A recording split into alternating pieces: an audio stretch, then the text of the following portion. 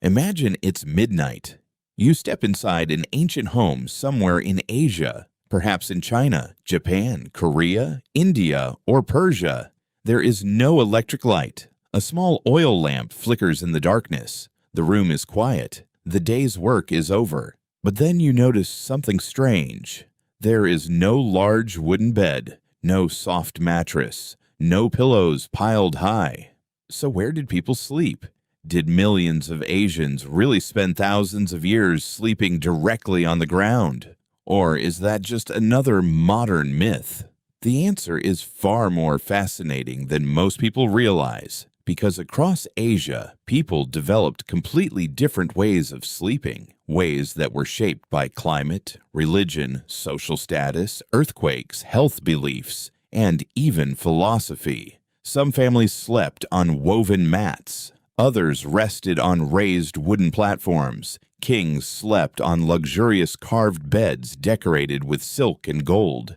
Meanwhile, ordinary villagers sometimes preferred the floor, not because they were poor, but because they believed it was healthier. And, surprisingly, many of those ancient traditions still survive today. If you visit Japan, Korea, or parts of rural Asia, you'll still find families choosing the floor over expensive mattresses. Why?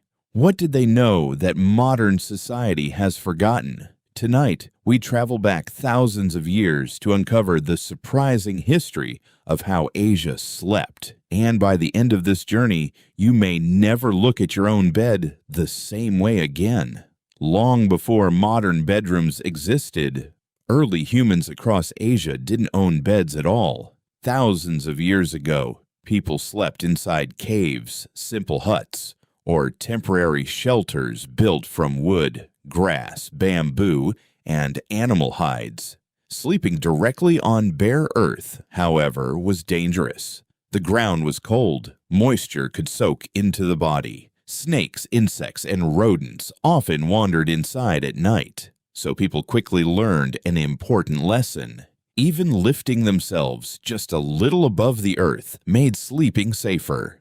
Some communities spread layers of grass. Others used woven reeds. Animal skins became natural blankets. Bamboo mats appeared in warmer regions. These weren't beds as we know them today, but they were the beginning of one of humanity's oldest inventions. As civilizations grew larger, sleeping arrangements became more sophisticated. Different regions of Asia began creating completely unique traditions. And that's where our story becomes truly fascinating, because Asia was never one single culture. Each civilization solved the problem of sleep in its own remarkable way. In the next chapter, we'll discover why ancient Japan embraced sleeping close to the floor, while ancient China built some of the world's most beautiful wooden beds, and why both believed their choice was the best. As Asia's great civilizations flourished, one question remained the same. How should a person sleep? The answer depended entirely on where they lived. In ancient Japan, houses were built very differently from those in many other parts of the world. Most homes had wooden floors covered with tightly woven tatami mats made from rice straw. These mats were soft enough to sit and walk on, but they also became the perfect sleeping surface. Instead of owning a permanent bed, many Japanese families rolled out a futon each evening. A futon was a padded mattress that could be placed directly on the tatami floor. When morning came, it was folded, aired out, and stored in a closet. This simple routine had many advantages. The room could serve as a bedroom at night and become a living room during the day. In homes where space was limited, this was incredibly practical, but practicality wasn't the only reason. Japan is one of the most earthquake-prone countries on Earth. Heavy wooden beds or tall furniture could become dangerous during strong earthquakes. Sleeping close to the floor reduced the risk of serious injury if furniture collapsed. Many people also believed that sleeping on a firm surface helped maintain good posture and supported a healthier body. Whether every claim was scientifically true or not, the tradition became deeply rooted in Japanese culture. Even today, many Japanese families still choose a futon over a Western-style bed. Meanwhile, across the sea in ancient China, people developed a completely different tradition. Chinese craftsmen became famous for creating beautiful raised wooden beds.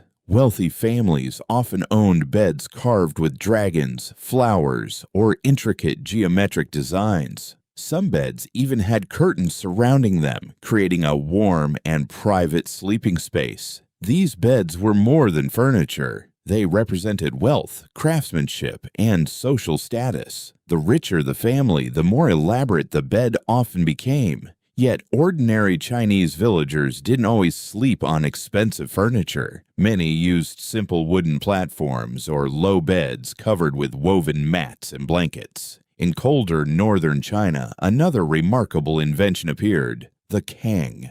The Kang was a large brick or clay platform built above channels carrying heat from the household stove. During winter, warm air traveled underneath it, turning the sleeping platform into a giant heated bed. Imagine climbing into bed on a freezing winter night and feeling gentle warmth rising beneath you. For families living in harsh northern climates, the Kang wasn't just comfortable, it was essential for survival. So while Japan embraced flexible floor sleeping, northern China engineered heated sleeping platforms that kept entire families warm through icy winters. Two neighboring civilizations.